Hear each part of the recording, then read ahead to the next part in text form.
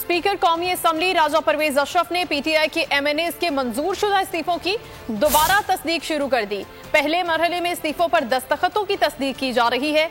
जराये के मुताबिक अब तक 6 अरकान कौमी असम्बली के इस्तीफों पर दस्तखत असल दस्तखत से मुख्तलिफ हैं। ऐसे अरकान को बुलाकर दस्तखतों की तस्दीक दोबारा की जाएगी।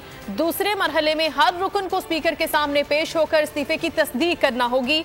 इमरान खान को भी बुलाया जाएगा। जो रुकन स्पीकर के सामने पेश होकर इस्तीफे की तस्दीक नहीं करेगा उसका इस्तीफा कबूल नहीं किया जाएगा। तहरीक इंसाफ के अरकान कौमी असम्बली के मंजूर शुदा इस्तीफों की दोबारा तस्दीक की कार्रवाई शुरू। पहले मरहले में स्पीकर कौमी असम्बली इस्तीफों पर दस्तखतों की तस्दीक कर रहे हैं।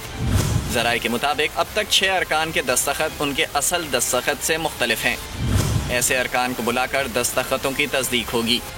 दूसरे मरहले में हर रुकन को स्पीकर के सामने पेश होकर इस्तीफे की तस्दीक करना होगी।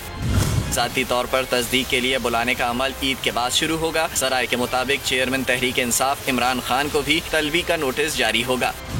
स्पीकर कौमी असम्बली इमरान खान को वस्त मई में बुलाएंगे। जो रुकन स्पीकर के सामने पेश होकर रजाकाराना तौर पर इस्तीफे की तस्दीक नहीं करेगा उसका इस्तीफा कबूल नहीं किया जाएगा।